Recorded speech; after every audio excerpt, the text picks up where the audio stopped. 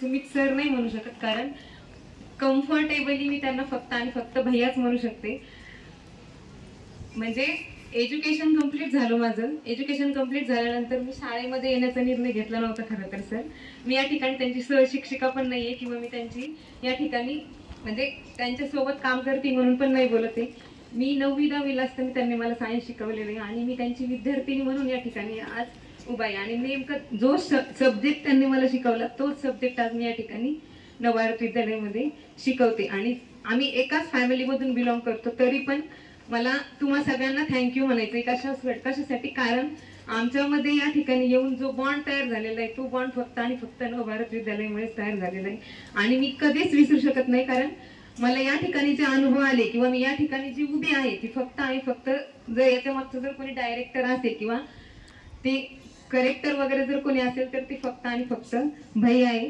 प्रत्येक वेळी म्हणजे मला जर काही अडचण असेल तर प्रत्येक वेळी अडचणीचं सोल्युशन म्हणजे जर कोणी असेल तर त्या ठिकाणी भैया आहे. कारण प्रत्येक प्रॉब्लेमचं सोल्युशन मला भैया देणार म्हणजे देणार. ज्या ठिकाणी सगळं थांबतं त्या ठिकाणाहून सगळं काय होत असतं, नवीन सुरुवात होत असते. तसंच माझं झालेलं आहे. म्हणजे मी या शाळेमध्ये यायचा निर्णय पण घेतला नव्हता, पण भैयाने मला प्रमोट केलं की नाही तू ट्राय कर ये एकदा म्हणून. आणि मी या शाळेमध्ये आज 2-3 वर्ष झाले की मी काम करते आणि याचं फक्त आणि फक्त सगळं श्रेय जे जातं ते फक्त आणि फक्त सुमित सरांना जातं. त्यांच्यामुळेच मी आज इथे उभा आहे आणि त्यांच्यामुळेच मी आज बोलू शकते. इथेच नाही फक्त गावामध्ये आणि ज्ञानलता कोचिंग क्लासेस जे आहेत तिथून माझ्या करिअरची खरं तर सुरुवात झाली. आणि भैयाला मला फक्त एवढंच सांगायचंय की त्यांनी जे मार्गदर्शन मला केले त्या मार्गदर्शनावरून चालून मीही माझं ध्येय त्या ठिकाणी पूर्ण करेन आणि भैयालाही त्याचा अभिमान वाटला पाहिजे.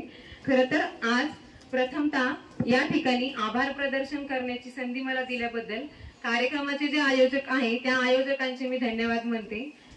एक व्यक्ती म्हणून न जगता एक व्यक्तिमत्व म्हणून जगा, कारण व्यक्ती ही संपते पण व्यक्तिमत्व हे सदैव जिवंत राहतं. असेच उत्तम व्यक्तिमत्वाचे धनी आपल्याला कार्यक्रमाचे अध्यक्ष म्हणून लाभले आहेत आपल्या शाळेचे श्री माननीय सोळंके सर, म्हणजेच आपल्या संस्थेचे सल्लागार यांनी आपल्या विनंतीला मान देऊन वेळात वेळ काढून या ठिकाणी कार्यक्रमाला उपस्थिती दर्शवल्यामुळे मी त्यांचे आभार मानते. उद्धारितो जो पिढी त्याच प्रकारे कार्यक्रमाचे प्रमुख पाहुणे या ठिकाणी जे उपस्थित आहे त्यांनी वेळात वेळ काढून या ठिकाणी उपस्थिती दर्शवल्याबद्दल मी त्यांचेही आभार मानते.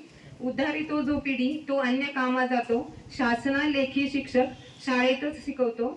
सर्व शिक्षक शिक्षिका शिक्षकेतर कर्मचारी आणि या कार्यक्रमाच्या यशस्वीतेसाठी ज्यांनी हातभार लावला त्यांचेही मी याबद्दल आभार मानते. ज्यांच्यामुळे आणि ज्यांच्यासाठी आज या ठिकाणी आपण काम करतोय ते म्हणजेच माझे लाडके विद्यार्थी यांनी हा कार्यक्रम शांततेत ऐकला त्याच्याबद्दल त्यांचेही मी आभार मानते. आणि अध्यक्ष सरांच्या वतीने हा कार्यक्रम या ठिकाणी संपला असं मी जाहीर करते. धन्यवाद.